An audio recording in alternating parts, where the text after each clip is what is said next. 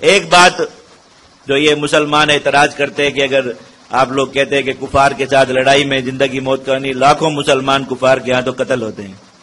ایک حقیقت آپ کو بتا دوں، دردناک حقیقت ہے، اس کو ہمیشہ اپنے ذہن میں رکھیے. مسلمانوں کا جہاں بھی قتل عام ہوتا ہے اور ایسی مظلومیت کی داستانیں سامنے آتی ہیں کہ بس مسلمان گاجر مولی کی طرح کٹ رہے ہیں، یہ کبھی بھی جہاد میں نہیں ہوتا، یاد رکھیے.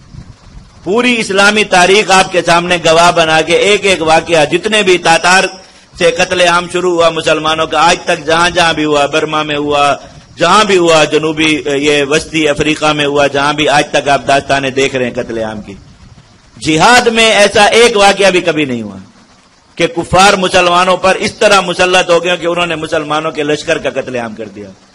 یہ قتل عام ہمیشہ ان مسلمانوں کا ہوتا ہے جو مزاحمت کو ترک کر دیتے. بس یاد رکھیں، مزاحمت میں، مسلمانوں کی مزاحمت میں اللہ نے اتنی قوت رکھی ہے، اتنی زیادہ قوت کہ یہ مزاحمت اگر ہتھیاروں کے ساتھ نہ بھی ہو، بغیر ہتھیاروں کے ہو، صرف نعروں کے ذریعے اگر مسلمان اونچی آواز سے چلا سکتے ہیں نا، صرف اسی کو اپنا مزاحمت کا ہتھیار بنا لیں کہ جب دشمن اس طرح مارنے کے اونچی آواز میں چلائیں.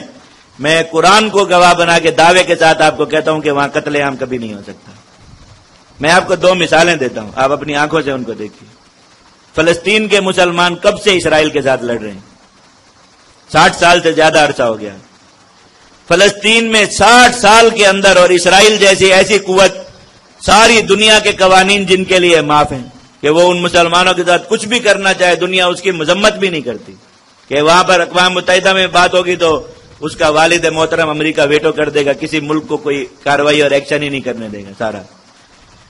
یہ فلسطین کے اندر 60 سال کے اندر اس مزاحمت جب سے یہ شروع ہوئی انتفاضہ، اس سے پہلے کی بات نہیں کر رہا جب مزاحمت نہیں تھی اور کافر جب غالب ہوئے اور انہوں نے جا کر قتل عام کیا، وہ نہیں، جب سے مزاحمت شروع ہوئی ان 60 سالوں کے اندر فلسطین میں شہید ہونے والے مسلمانوں کی تعداد دنیا میں جہاں قتل عام ہوتے ہیں، مثلا برما میں قتل عام ہوا، کتنا عرصہ جاری رہا؟ وہ تھوڑا ہی وقت ہے نا، سال ہوگا یا اس سے بھی کم عرصہ. 60 سال میں شہید ہونے والے مسلمانوں کی تعداد اس سے کم ہے. کشمیر کے اندر تحریک کو جو ہندوستان کے ساتھ مزاحمتی تحریک ہے، اتنا طویل عرصہ ہو گیا، 68 سال ہو گئے، 68 سال. وہ لوگ کبھی دبے نہیں، ان کا کچھ نہیں ہوتا، عورتیں چمچے اور جوتے لے کر بھی نکل آتی ہیں فوج کے سامنے اور لڑتے ہیں آ کر. کشمیر کے اندر اس پورے 68 سال کے اندر شہید ہونے والے مسلمانوں کی تعداد، حیدرآباد دکن میں جب 1948 میں نہرو نے فوج اتاری تھی، 3 دن صرف وہ جو ہے وہ وہاں پر آپریشن ہوا تھا، ابھی تک ان 68 سال میں شہید ہونے والے مسلمانوں کی تعداد ان 3 دنوں کے برابر نہیں ہوئی. یہ مزاحمت کی قوت ہے، اس کا کوئی انکار نہیں کر سکتا. یہ قتل عام ہوتے تب ہیں جب کافر آپ کو مار رہے ہیں اور آپ آنکھیں بند کر کے بیٹھے ہوتے ہیں اپنی باری کا انتظار کہ ابھی میرا بھائی کٹ رہا ہے، اس کے بعد میرا نمبر آنے والا ہے، اور پھر یہ تصویریں دنیا میں گھومتی رہتی ہے اور مسلمانوں کے دلوں کو جلاتی ہیں، اس کے علاوہ کوئی فائدہ نہیں ہوتا. اور کفار کو یہ، اگر مسلمان اس وقت میں پتھروں سے مزاحمت کریں، جوتوں سے مزاحمت کریں، گھروں میں پڑے ہوئے سامان سے بھی صرف مزاحمت کریں، ایک مسلمان کے کلمے کے بھی خلاف ہے، اس کے ایمان کے بھی خلاف ہے کہ وہ اپنے آپ کو ایسے برائلر مرغی کی طرح کافر کے حوالے کر دے. اللہ تعالیٰ ہر مسلمان کو اس امتحان سے بچائے، لیکن اگر یہ امتحان آ جائے، یہ بات یاد رکھیے، مزاحمت کے اندر وہ قوت ہے جو دشمن کے ہاتھوں کو ہمیشہ روکتی ہے. مزاحمت کرتے ہوئے، جہاد کرتے ہوئے، لڑائی کرتے ہوئے اور رد عمل دیتے ہوئے کبھی بھی مسلمان کا قتل عام نہیں ہوتا. یہ جو اتنی داستانیں ساری بھری بنی، آپ تاتار میں دیکھ لیجئے، 2 لاکھ سے زیادہ مسلمانوں کو انہوں نے قتل کیا، بغداد سے لے کے شام حلب تک وہ آئے اور پورا حمص تک انہوں نے سارا قبضہ کیا. 2 لاکھ سے زیادہ مسلمانوں کو قتل کیا. کس طرح قتل کرتے تھے؟ یہ واقعات خود ابن جوزی وغیرہ نے دوسری تاریخ میں لکھے کہ وہ بیٹھ کر پتھر پہ اپنی چھری تیز کر رہا ہے ایک تاتاری، اور مسلمان قطار میں اس طرح صف باندھ کر کھڑے، تو وہ کہہ رہا ہے اچھا ادھر ہی رہو، مجھے کام یاد آ گیا، میں کر کے آ رہا ہوں، میں پھر مارتا ہوں. تو کوئی مسلمان بھی لائن توڑ کے گھر نہیں جا رہا کہ ایسا نہ ہو پھر ناراض ہو جائیں.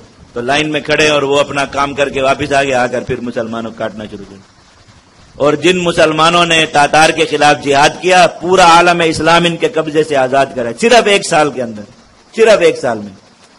اور ایسی شکست دی کہ ہلاکو خان جو عالم انسانیت کے 3 بڑے فاتحین میں ایک شمار ہوتا ہے، 3 بڑے فاتحین میں جنہوں نے زمین کا سب سے زیادہ علاقہ فتح کیا، 3 بڑے فاتحین میں ایک نام ہے ہلاکو کا. آپ تاریخ پڑھ کر دیکھ لیجئے، تاریخ میں اگر کسی کو یہ بات مل جائے کہ ہلاکو خان مرا کہاں پہ تھا مجھے ضرور بتا دیجیے گا آ کر. ایسی گمنامی میں دھکیلا جا کر کہ مورخین نے نام ہی مٹا دیا کہ اس نام کا کوئی آدمی تھا جس کی اب فکر کرنی چاہیے کہ وہ وہاں جا کے مرا کہاں پر تھا. اس کی موت محفوظ نہیں تاریخ کے اندر. ایسا ان مسلمانوں کی تعداد کتنی تھی معلوم ہے آپ کو؟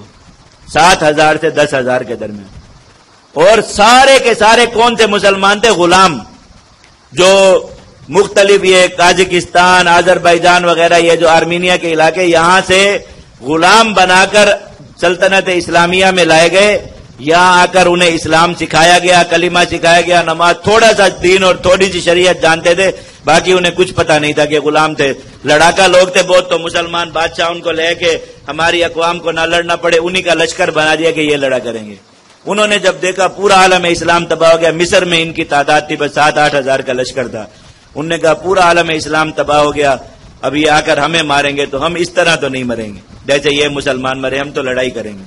7-8 ہزار لوگوں نے لڑائی کی. 1 سال کے اندر یہاں سے لے کر بغداد تک پورا عالم اسلام آزاد ہو گیا، خلافت بحال ہو گئی، اور تاتاری وہیں اپنی غاروں میں جا کر مرے. کسی کو پتہ ہی نہیں کہ ان کا بادشاہ دنیا میں مرا کیسے تھا.